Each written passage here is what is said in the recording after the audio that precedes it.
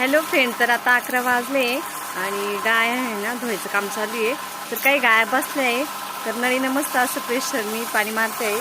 तर हे गाईचं दूध म्हणजे दुधाचं मशीन आहे ना गायांचं, तर ह्या मशीनने गाय धुवू राहिली कारण त्याला प्रेशर जादा आहे ना, प्रेशर जास्त आहे त्या नळीला. रोज ही नळी राहायची म्हणजे दरवेळेस, आता ह्या नळीचं प्रेशरने गाय धुवू राहिल्या. हा ना, थंडी वाज राहिली त्याला. हा हो, खरंच थंडी वाजते. मशीन बंद केलं का पाणी बी बंद होऊन जाते. ह्या मशीनच्या नळीनं गाया धुवायचं काम चालू आहे. गाया पण पिळता येतात म्हणजे गाया धुता पण येते आहे ना त्या मशीननी, नळीच्या प्रेशरनी. म्हणजे नळीची पण सुविधा आहे त्या मशीनला. म्हणजे गायांसाठी जर धुवायचं ठरलं, अंगणात पाणी मारायचं जरी ठरलं तरी पण ह्या नळी, ही पिवळी नळी भेटलेली आहे मशीनवरती. तर या पिवळ्या नळी जॉईन केलेली आहे ढवळ्या रेग्युलर नळीला. हे बघा इथं मशीनला 2 नळ्या आहे मशीनच्या, तर अशी जोडून नळी लागती. या किती राहिले धुवायच्या?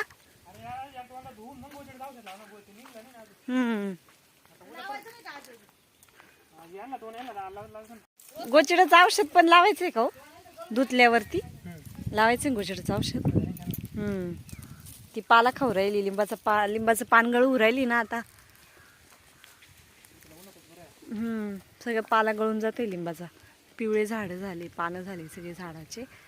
सगळे हे जे लिंबाचे पाने सगळे गळून जातील, नवीन पानं येतील त्याला गुढी पाडव्याला लिंबाच्या पाना झाडाला. ही कारवड पण धुतली ना,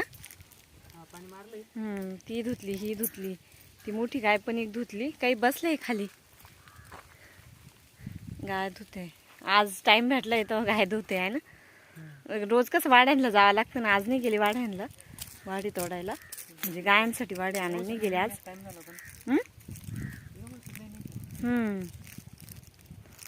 कडक आहे ना गाय, जादा कडक झालेलं आहे, भरलेलं आहे ना जादा, तर त्याच्यामुळे एक खटी निघा नाही काही की. 8 दिवसातून 15 दिवसातून परत धुवा लागतील.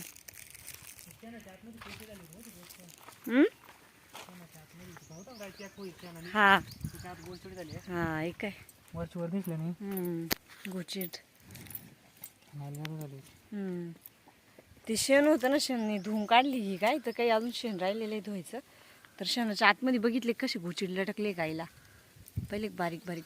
त्याच्यामुळे औषध लावायचे बरं का गायला. दुधाला पण कमी पडतं ना गोचिडानी. किती गोचिड झाले ना गायला, बिचारीचं रक्त पण काढले इथं. तर इकडे ना मस्त अशी वांगी बटाट्याची भाजी शिजू राहिली आहे. तर इकडे वांगी बटाट्याची भाजी पण टाकली होती मी शिजायला, एकदम मस्त अशी तरी पण आलेली आहे. काळी भाजी केली आहे वांगी बटाट्याची, म्हणजे काही वांगी घेतले आणि काही बटाटे घेतले, मिक्स वांगी बटाट्याची भाजी बघा. आणि आत्याने ना चुलीवरती चपात्या आणि काही बाजरीच्या भाकरी पण बनवल्या, कारण काळ्या भाजीबरोबर बाजरीच्या भाकरी भारी लागते ना, त्यामुळे बाजरीच्या भाकरी पण केल्या आहे काही. हॅलो फ्रेंड, तर आता संध्याकाळचे 6 वाजले, 6 साडेसहा झाले. आणि आज स्वयंपाकासाठी म्हणजे जेवणासाठी बनवायचं आहे मस्त असा कोबू. तरी बघा असा कोबू आहे, तर तो आता व्यवस्थित कट करून घेते मी. तर आता इकडे ना कोबू बारीक कट करून घेतला आहे व्यवस्थित, आणि 2-3 पाण्याने धुवून पण घेतला आहे. आणि इकडं अगोदर पीठ पण मळून घेतलं होतं, म्हणजे कोबू चिरायच्या अगोदर, कारण की पीठ अगोदर मळून ठेवलं ना मस्त असं भिजतं. तर पीठ मळून आता साईडला ठेवणार आहे मी. आणि इकडं आता कोबू परतायला टाकून देते, म्हणजे शिजायला. तर आता इकडे ना मिरची घेतलेली मी कोबूसाठी. तर लाल मिरच्या घेतल्या, लसूण घेतला थोडा आणि शेंगदाणे घेतले. तर चला मिक्सरमधून काढून घ्यायचं आहे. तर आता इकडं मिक्सरमधून मिरची वाटून घेतली आहे. त्यानंतर इकडं जिरं, मोहरी, हळद, मीठ घेतलं चवीनुसार, आणि थोडंसं कढीपत्ता घेतला आहे. आणि इकडं तेल पण तापायला ठेवलं आहे मी. तर आता जिरं मोहरी टाकून घ्यायची. तेल पण तापलं आहे. जिरं, मोहरी, कढीपत्ता, इकडं जिरं, मोहरी, कढीपत्ता व्यवस्थित तडतडून घ्यायचं. तर हे बघा मस्त असं तडतडलं आहे. त्यामध्ये आता मिक्सरमधला मसाला टाकून घ्यायचा, तो पण त्याला व्यवस्थित परतून घ्यायचा.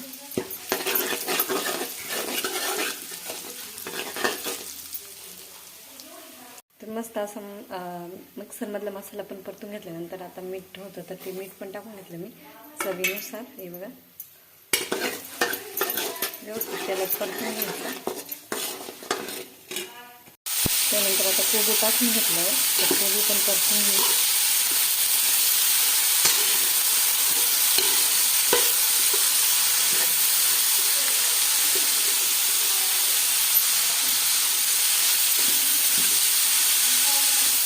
आणि कोबीला आहे ना लाल मिरच्या टाकायच्या. लाल मिरच्या टाकल्या ना टेस्ट वेगळीच होती.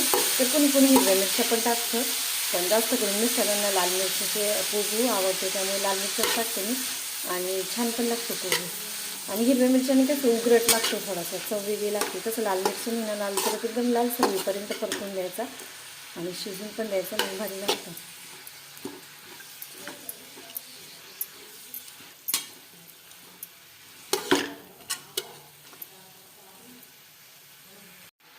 तर आता व्यवस्थित हलवून घ्यायचं आणि अधूनमधून हलवायचं, म्हणजे खाली लागत नाही कोबू, पण सारखं हलावं लागतं त्याला.